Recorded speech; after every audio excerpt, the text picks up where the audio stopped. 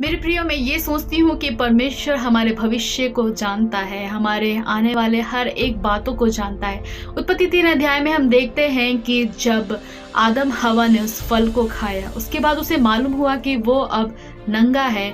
तो जब शाम के समय में परमेश्वर वहाँ पे बगीचा में उनसे मिलने आए, संगति करने आए, मेरी बातों को ध्यान से सुनिएगा, परमेश्वर वहाँ उनसे संगति करने आया। तो आदम हवा को पता चला, उनकी आवाज़ों को जब सुना वो छुप गए और अपने आप को बचाए। वहाँ पे हम देखते हैं कि परमेश्वर फिर भी आदम हवा को बुलाता है और आदम हवा उनसे कहता है कि मैंने तेरी आवाज़ को सुना और मैं डर गया और मैं छुप गया। जी हाँ मेरे प्रियो, मैं ये सोचती हूँ कि परमेश्वर को पता था कि इस लोगों ने फल को खाया है और उसके बावजूद भी परमेश्वर वहाँ उनसे संगति करने आया।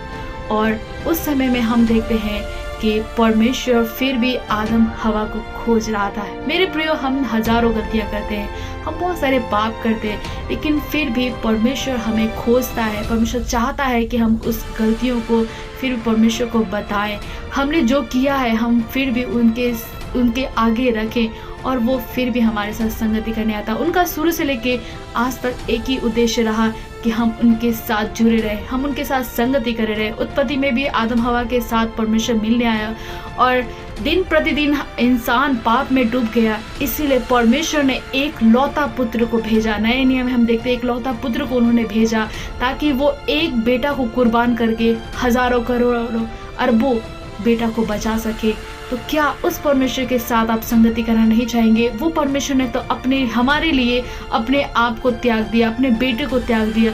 हमने क्या किया? परमेश्वर को सिर्फ धोखा दिया। हमने क्या किया? परमेश्वर को एक समय हम उनके साथ प्रार्थना में नहीं बैठ सकते। हम क्या देते हैं उनको? हम उनके साथ बाइबल पढ़ने में हमें बोरिंग लगता है, हम उनके साथ समय बिताना चाहते हैं तो हमें सुस्तीपन आती है, न जाने विभिन्न कामों को हम ज़्यादा प्रायोरिटी देते हैं। मेरे प्रियो, जिस परमेश्वर ने अपना सब कुछ हमें दिया, हम उनको क्या देना चाहते हैं? मुझे कमेंट में ज़रूर बताएं।